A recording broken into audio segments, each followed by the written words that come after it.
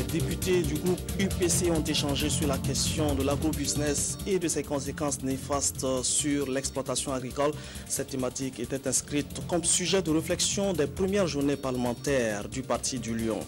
Pendant ce temps, il faut arracher de l'arbre dans la cuvette du barrage de Samandeni, une opération déboisement pour garantir à l'ouvrage d'eau toutes les qualités requises. Et enfin, conflit au nord Mali. Un membre d'Al-Qaïda au Maghreb islamique confirme la mort d'Abou Zeid. La France, elle, sans confirmer la nouvelle, affirme casser les reins d'Aqmi au nord Mali. Madame, Monsieur, bonsoir. Tout d'abord, coopération. Bo Jensen réaffirme l'engagement du Danemark à renforcer la coopération entre Copenhague et Ouagadougou. Le nouvel ambassadeur danois l'a dit ce matin au chef du gouvernement burkinabé. Ce sont les premières prises de contact avec les autorités du pays des hommes intègres. Reportage Adama Koulibaly qui a interrogé donc le diplomate à l'issue de l'audience avec le Premier ministre. Ça a été ma première rencontre avec le Premier ministre et nous avons discuté la coopération entre le Danemark et le Burkina Faso. Nous avons une coopération très bonne et j'espère que nous pouvons le développer. Jusqu'à maintenant, nous avons eu un programme de l'aide officielle de l'aide de coopération. Mais je pense que nous pouvons aussi développer les relations commerciales et peut-être d'investissement. Nous avons 4 domaines de coopération. Le premier, c'est notre appui budgétaire général. L'appui budgétaire, c'est plus de 25% de notre programme. Mais nous avons aussi une coopération dans agriculture, dans l'eau et assainissement et dans la gouvernance. L'Union pour le progrès et le changement se préoccupe de la question foncière, de l'agrobusiness et de ses conséquences néfastes sur l'exploitation agricole. Le Parti du Lion explore également les voies de développement du biogaz au Burkina Faso. Les premières journées parlementaires du groupe UPC étaient consacrées à ces thématiques sensibles. La réflexion était nourrie par des sorties terrain pour constater les réalités telles qu'elles se présentent dans la province de la Sicile. Les conclusions de ce séjour politique à Léo dans ce reportage de Anatole Nakoulma et de Anna Lucikere. Conseiller agricole et conseiller municipal de l'UPC, l'Union pour le progrès et le changement de la commune de Bia dans la Sicile, Issoufou Nakro s'est très tôt intéressé à la pratique agricole. C'est ce producteur moderne qui a été désigné par les élus nationaux de son parti pour présenter une communication sur le phénomène de l'agrobusiness et sur ses conséquences néfastes sur l'exploitation agricole dans les provinces du Ziro et de la Sicile. D'autres communications portant sur la question forestière au Burkina Faso et sur le biodigesteur ont été présentées respectivement par Xavier Bambara, coordonnateur du programme national du biodigesteur, et Sibri Kaboré, directeur régional de l'environnement et du développement durable du Centre-Ouest. Les techniciens nous ont également montré que l'exploitation agricole paysanne est en soi une source de dégradation également de l'environnement. Ça veut dire qu'il faut que nous ayons au niveau paysan de meilleures méthodes de conservation, d'exploitation et de conservation de l'environnement. Les différents exposés ont fait ressortir la nécessité pour les pouvoirs publics de promouvoir et de vulgariser des sources d'énergie de substitution au bois de chauffe, comme le gaz butane, dont la disponibilité n'est pas toujours garantie, et le biogaz. Nous pensons que c'est un programme que l'État doit accompagner, n'est-ce pas, mettre les moyens afin que beaucoup de ménages aient ce biodigesteur-là, et ça peut réduire, n'est-ce pas, la coupe abusive du bois, ça peut réduire la destruction de la forêt, et nous allons essayer de régénérer, n'est-ce pas, les parcelles déjà coupées pour que nos enfants, nos petits-enfants aussi puissent venir trouver quelque chose. La communication sur le biogaz a été précédée par la visite d'un ménage situé à environ 5 km de la commune de Léo. Là, Les députés du groupe parlementaire de l'UPC ont pu constater de visu l'installation et l'exploitation d'un biodigesteur qui les a tous séduits. Car il s'agit là d'une technologie réaliste et porteuse d'espoir qui, tout en contribuant à l'amélioration du cadre de vie des ménages ruraux, peut freiner la déforestation.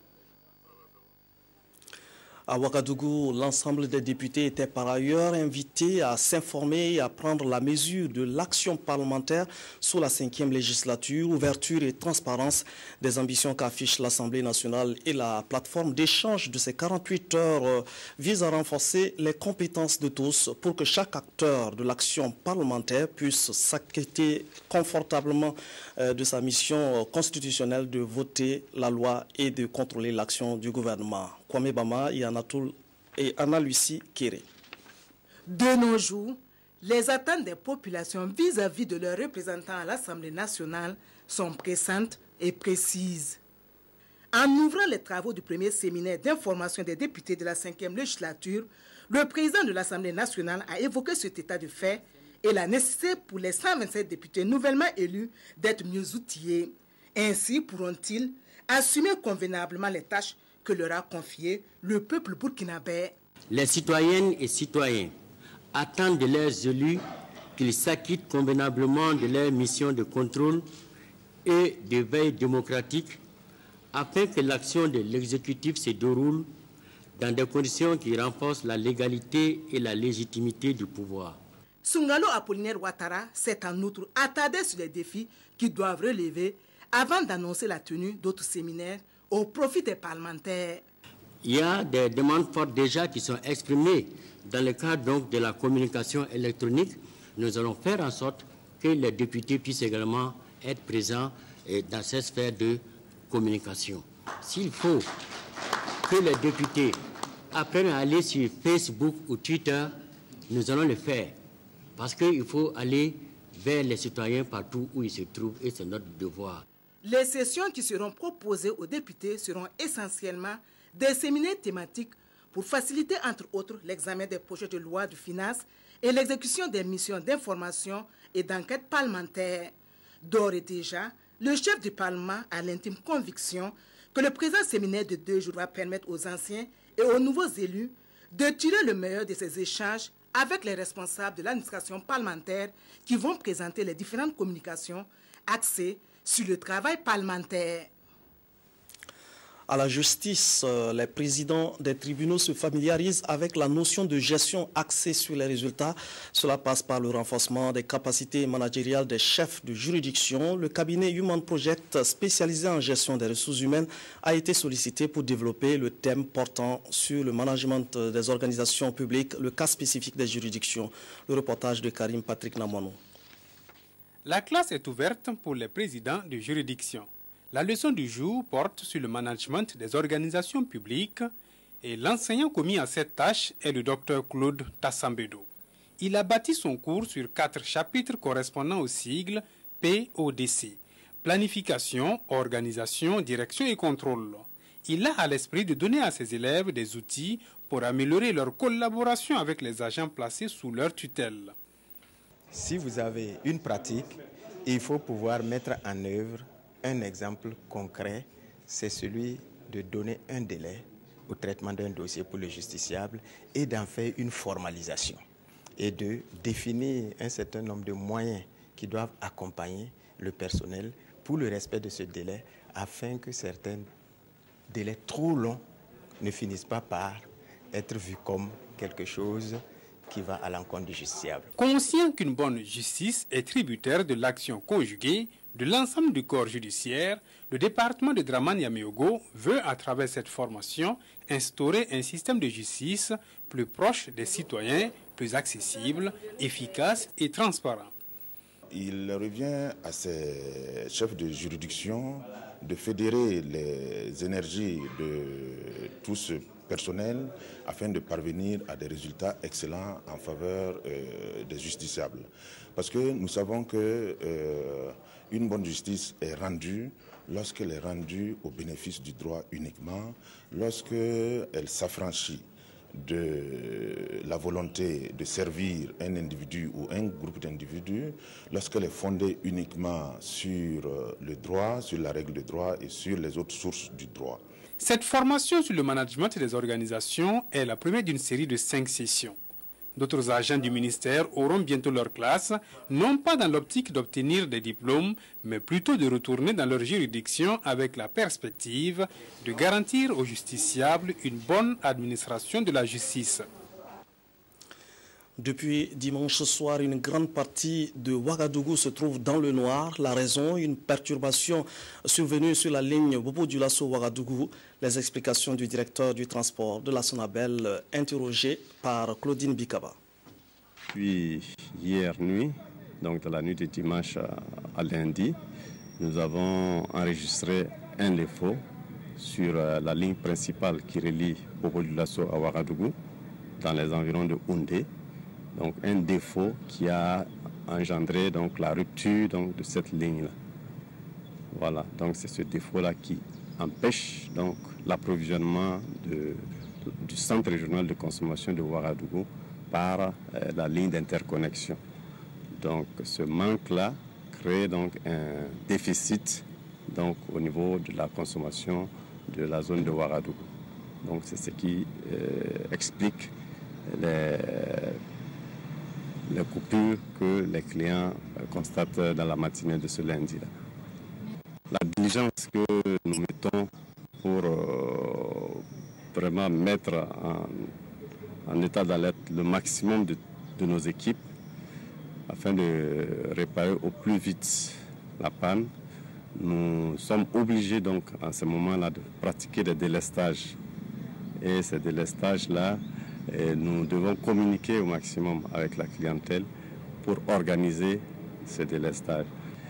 Maintenant, à l'endroit de la clientèle, je voudrais au nom du directeur général demander l'indulgence donc, de la clientèle pour les désagréments liés donc, à ces interruptions de fourniture d'électricité. Je voudrais aussi demander à la clientèle, dans ces moments de forte demande, de réduire la consommation en faisant des économies d'énergie, ne mettre en marche que les appareils dont on a réellement besoin. À Samandani, après la phase de relogement des populations installées sur le site de construction du barrage, c'est le déboisement du site qui commence. Déboiser la cuvette du barrage afin de garantir à l'ouvrage toutes les qualités requises en la matière.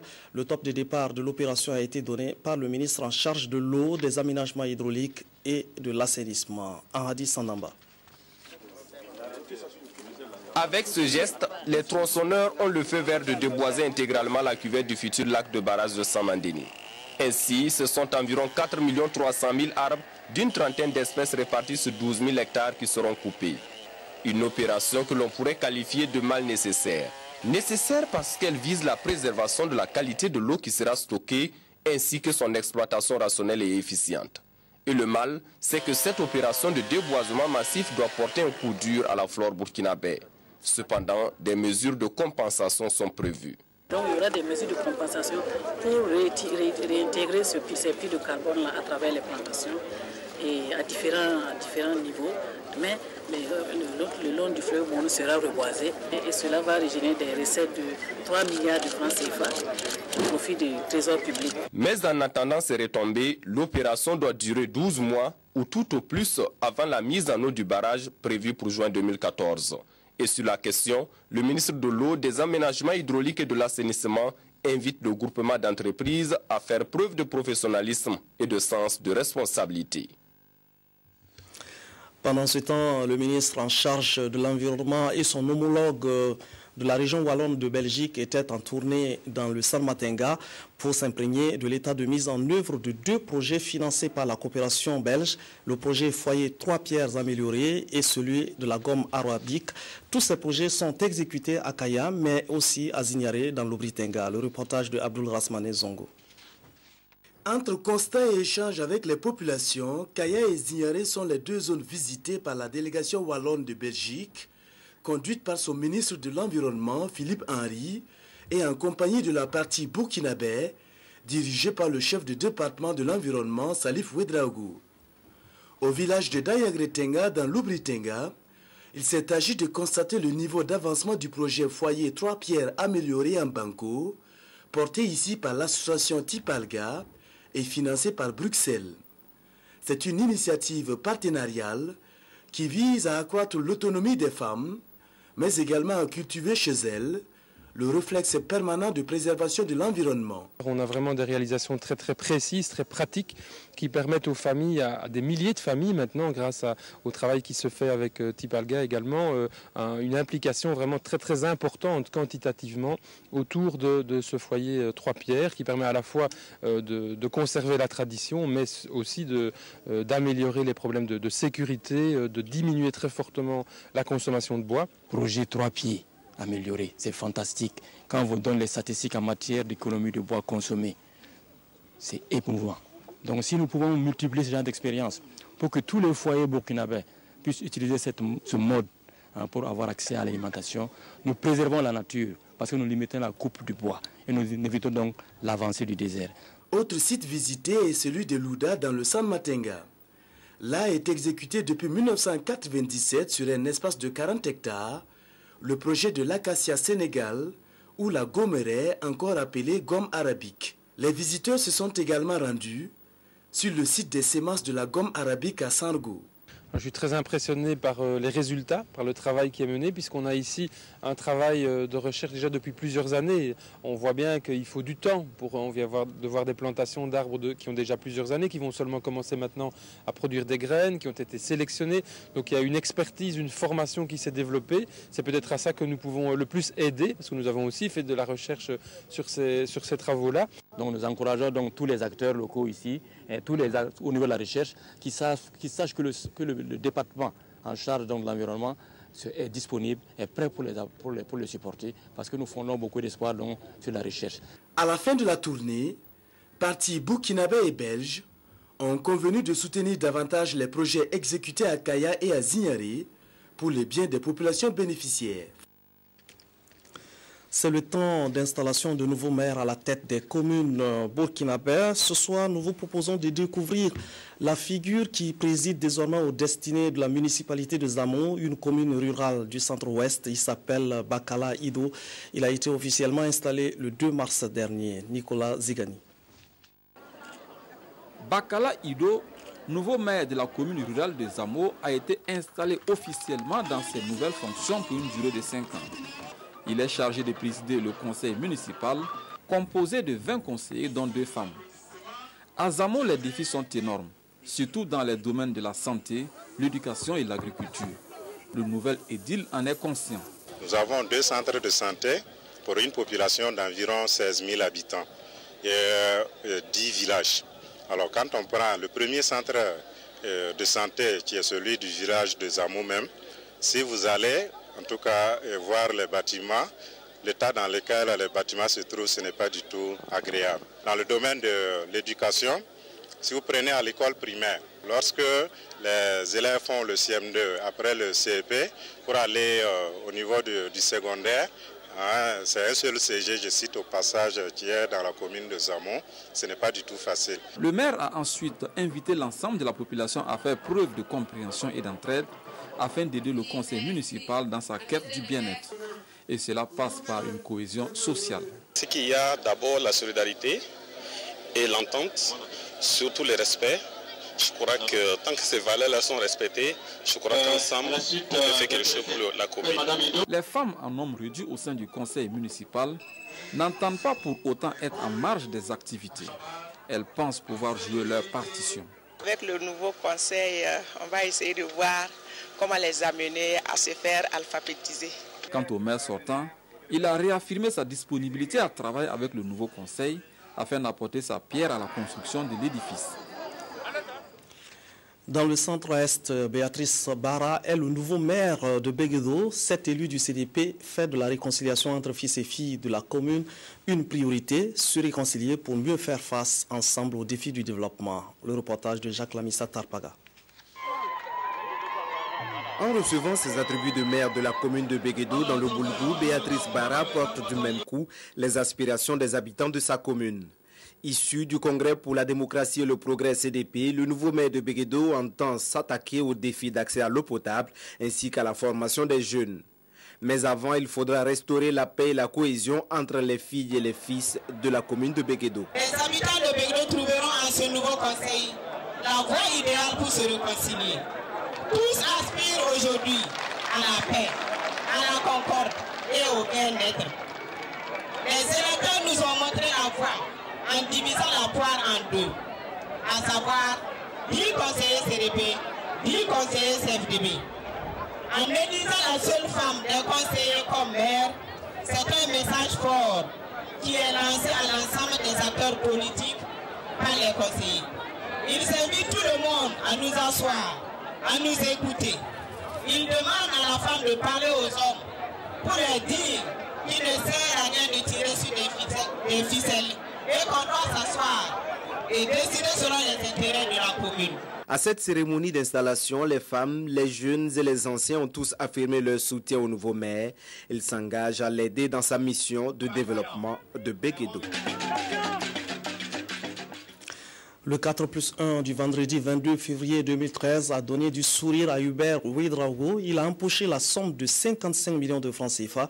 La remise du lot s'est effectuée à la Maison du Peuple de Ouagadougou, Kadi Ouattara et Tanga Robert Kafando. C'est un chèque de plus de 55 millions de francs CFA, fruit du 4+1 du vendredi 22 février 2013 de la Loterie nationale du Burkina, l'ONABE. Le gagnant s'appelle Hubert Ouedraogo, représenté ici par Adjouma Ouedraogo. Il remercie Dieu et la LONABE et dit aux gens d'y croire, un jour la chance sourira à chacun.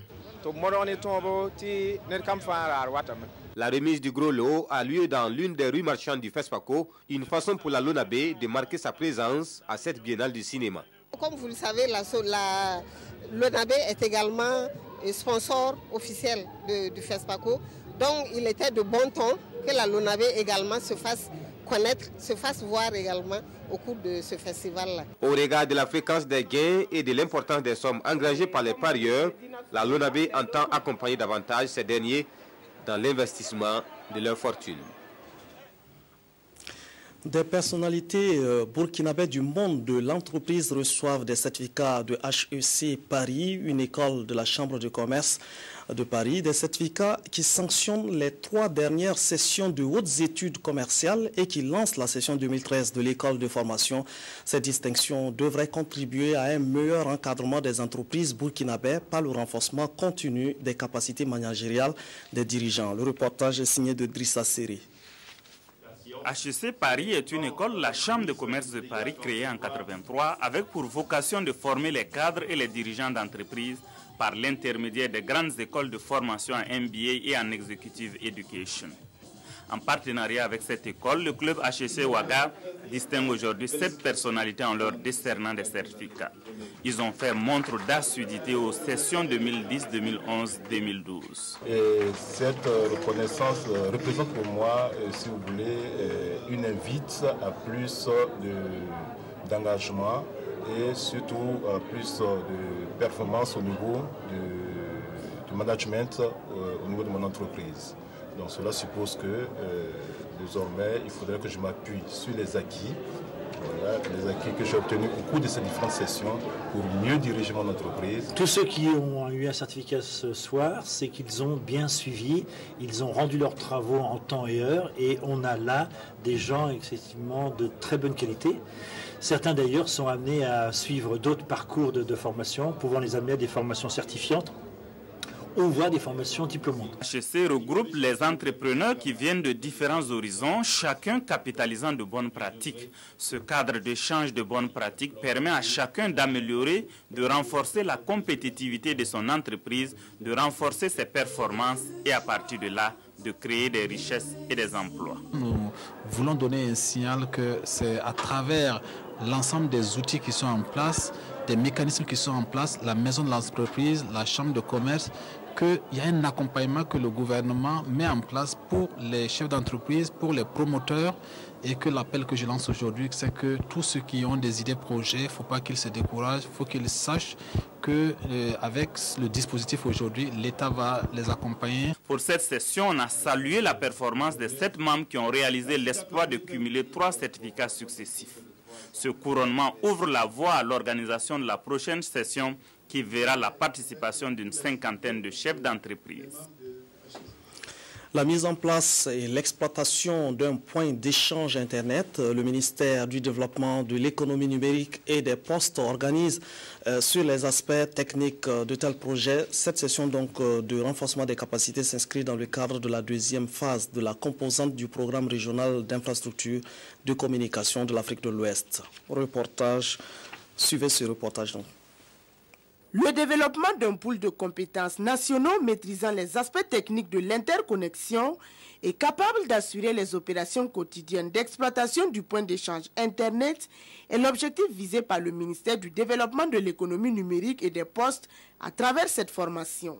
Plus de 20 techniciens seront formés aux aspects techniques de l'exploitation du point d'échange Internet, conformément à l'ambition du gouvernement burkinabé de promouvoir le développement de l'économie numérique. Cela vous permettra, par exemple, si vous écrivez un mail, au lieu que ça aille d'abord dans les serveurs de certains pays lointains, européens ou américains, que ça puisse circuler à l'intérieur du Burkina, ce qui permettrait de faire des économies quant à l'utilisation des différentes bandes passantes, sachant déjà que nous sommes pauvres en largeur de bandes passantes. Il s'agira pour cette rencontre d'approfondir les connaissances techniques du fonctionnement de l'Internet et des points d'échange Internet. Internet, c'est une infrastructure technique neutre.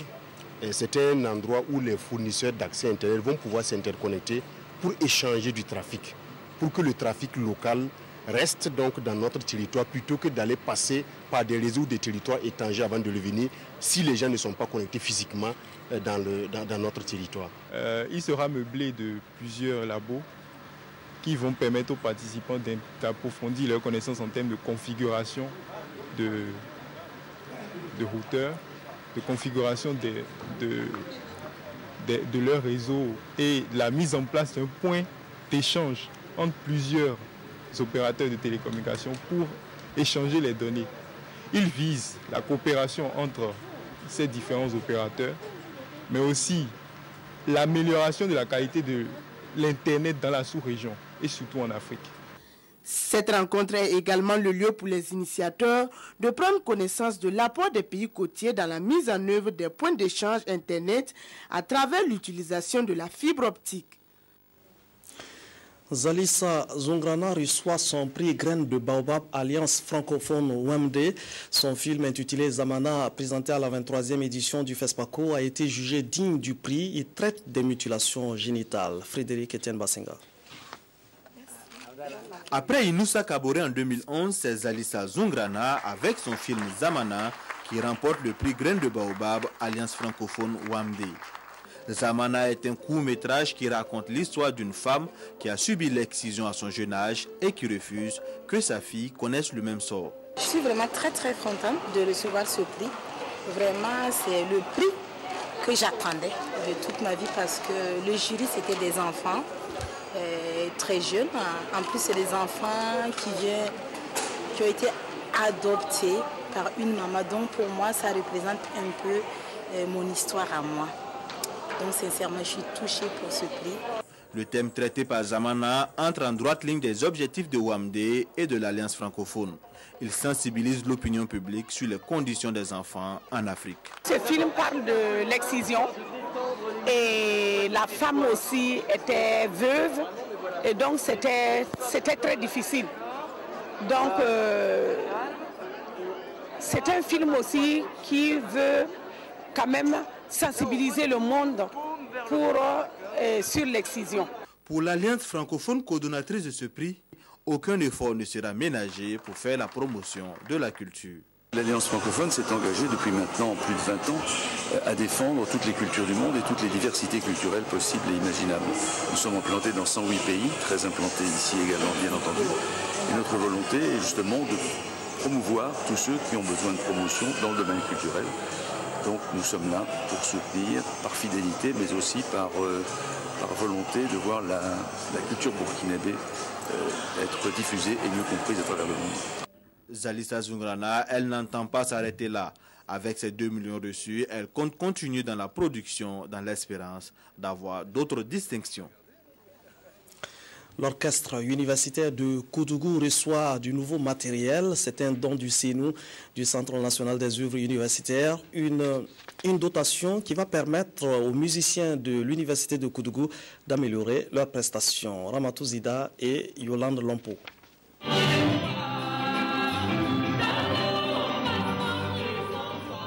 Avec son nouvel équipement, voici un avant-goût de ce que ferait l'orchestre universitaire de Koudougou en matière de musique. Du matériel d'orchestre et de sonorisation offert par le Centre national des œuvres universitaires CENU. La cérémonie de ce jeudi 28 février, ponctuée d'allocutions et d'animations musicales, consacre la remise officielle de ce matériel d'une valeur de 13 millions de francs CFA.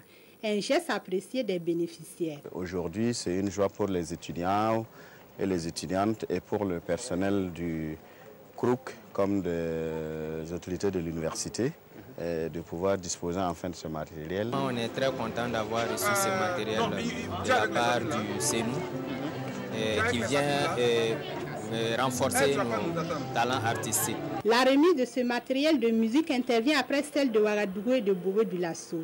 Et pour le directeur général du CENU, ces actions s'inscrivent dans sa mission et permettent de susciter une émulation des talents au sein des campus universitaires. Le CENU, ses missions, entre autres, c'est le loisir, la culture au profit des étudiants. C'est en cela que nous pensons que les étudiants ont des talents, qu'ils ont besoin de les exprimer.